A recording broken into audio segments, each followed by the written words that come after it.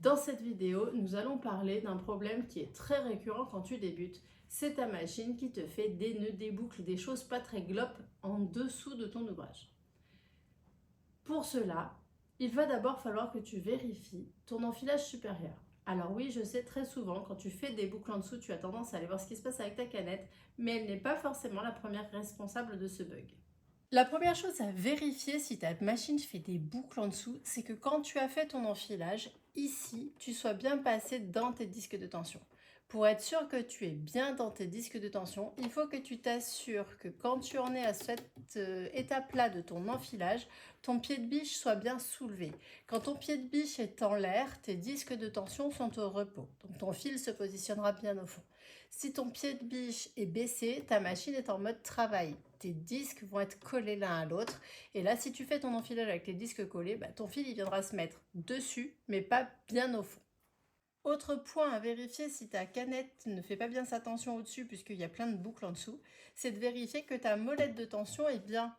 Ici, typiquement, tu vois que ma tension, elle est posée sur 1. Alors, quelqu'un a peut-être fait des fronces avec cette machine et donc a libéré de la tension. Mais pour une couture classique, j'ai besoin d'avoir une bonne tension. Pour qu'il n'y ait pas de boucle en dessous, assure-toi que ta tension se situe entre 3 et 5. Tu verras sur ta machine parce qu'il y a des petits traits qui viennent te dire où est la tension normale de ta machine, ce qu'elle préfère en fait en général. Autre chose à vérifier si jamais ta machine fait des boucles en dessous et que sa couture n'est pas jolie, c'est le sens de ta canette. Ta canette, quand elle est vide, elle n'a pas de sens, mais à partir du moment où tu lui as mis du fil, il faut que tu fasses attention à la positionner à l'endroit dans son boîtier. Typiquement, il faut que ta canette, elle ait le fil qui arrive comme ça, de derrière vers la gauche, pas de devant. Si tu positionnes ta canette avec le fil devant, elle est à l'envers et ça va contrarier ta machine.